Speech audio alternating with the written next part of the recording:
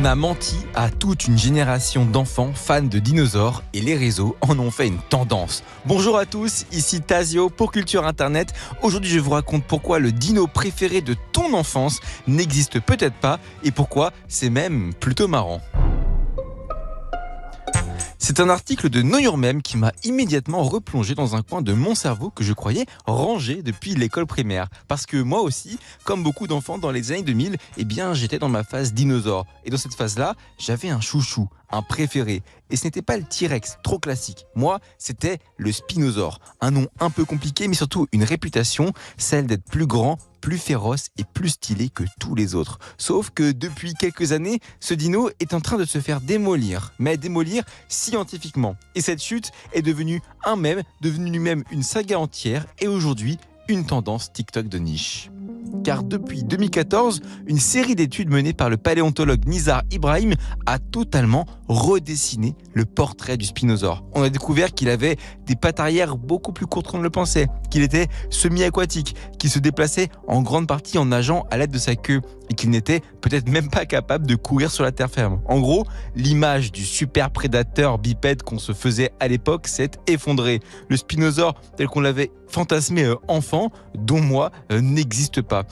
Pire, il ressemblait à un éléphant de mer, voire à une sorte de grosse otarie. Et pour toute une génération qui avait grandi en idolâtrant ce dino, ça a été un petit choc.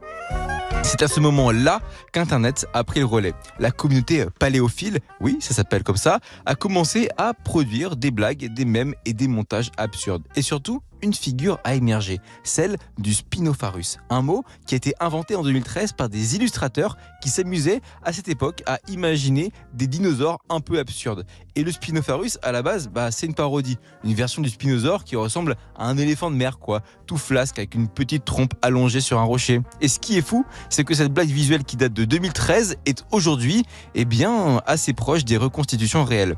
Pas dans les détails, évidemment, mais dans l'esprit. C'est ce qui rend le mème aussi drôle qu'étonnant.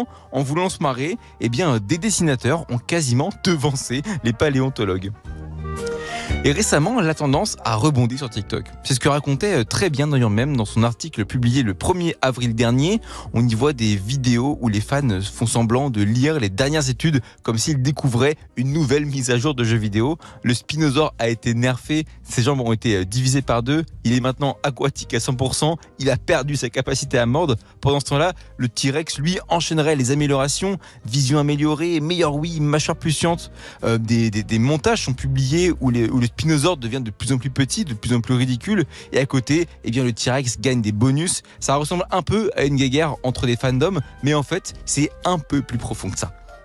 Parce qu'en réalité, cette tendance, elle parle aussi de notre rapport à la science. On n'aime pas quand elle vient bousculer nos certitudes. On croit que la science, c'est stable, que ce qu'on a appris à l'école est gravé dans le marbre. Mais la science avance, elle corrige, elle affine. Ce qu'on croyait vrai en 2000 peut être en fait totalement faux en 2025. Et parfois, on le vit un peu mal, parce que c'est pas juste une info qui change, c'est une image qui s'effondre, un souvenir d'enfance qui se transforme. Et ça nous embête un peu. Cette tendance, c'est une sorte de façon de faire le deuil. Un deuil de dinosaure, oui, mais un petit deuil quand même.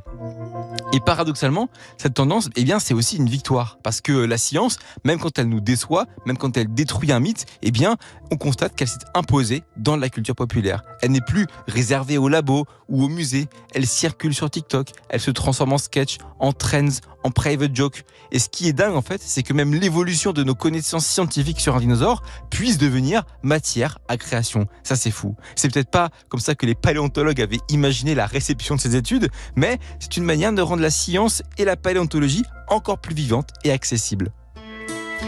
Alors oui, le Spinosaure ne sera peut-être plus jamais le boss final qu'il était dans notre tête, mais au fond, s'il continue à vivre à travers des TikTok, des mèmes et des débats absurdes sur son taux de graisse ou sa capacité à marcher droit, c'est peut-être une autre forme de gloire. Une gloire qui sent un peu la vase, certes, mais pour le gamin de fan de dino que j'étais, c'est déjà une très belle revanche.